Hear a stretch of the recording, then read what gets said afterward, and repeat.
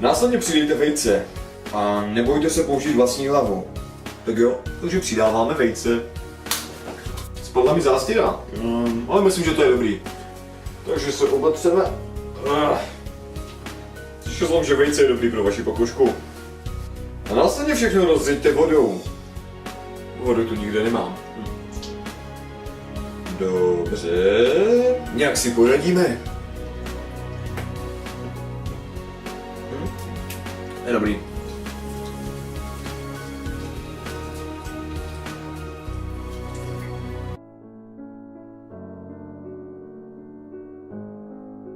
Takhle se kouká nahoru, to je dobrý, takhle se kouká dolů, tohle je akční mod, takhle se kouká dolů a takhle se dřepí, aha, dobrý, jasně, počkat, takhle, jo, dobrý.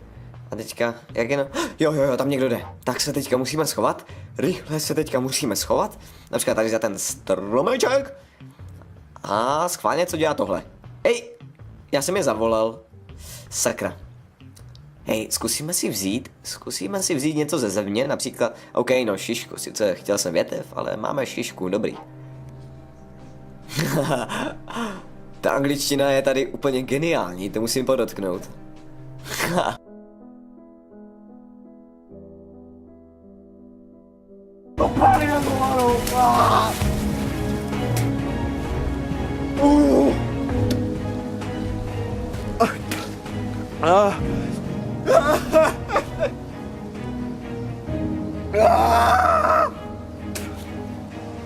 Brečím.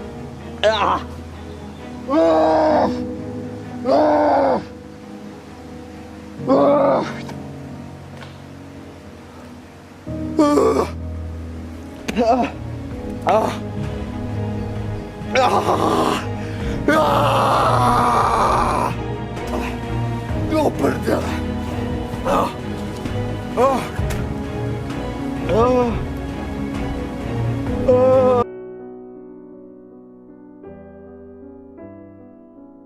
Ale jak by měl vypadat správný superhrdina? Za prvé, měl by mít u hlavního nepřítele. Nejlépe nějaký psychopat. A druhé, nejlépe by bylo, aby se mu v životě stalo něco hodně strašného. Ku příkladu zemřeli mu rodiče, vykastrovali ho, nebo mu udělali obřízku. Další důležitá věc v tom, jak být správný superhrdina, získání té nějaké superschopnosti, že? Mezi nejklasičtější způsoby získání superschopnosti je nějaká chyba v laboratoři. Kousnutí nějakým živočichem, jste z jiné planety, nebo jste milionář, playboy a filantrop, který si udělal svůj vlastní oblek. Takže jakou superschopnost byste chtěli mít vy?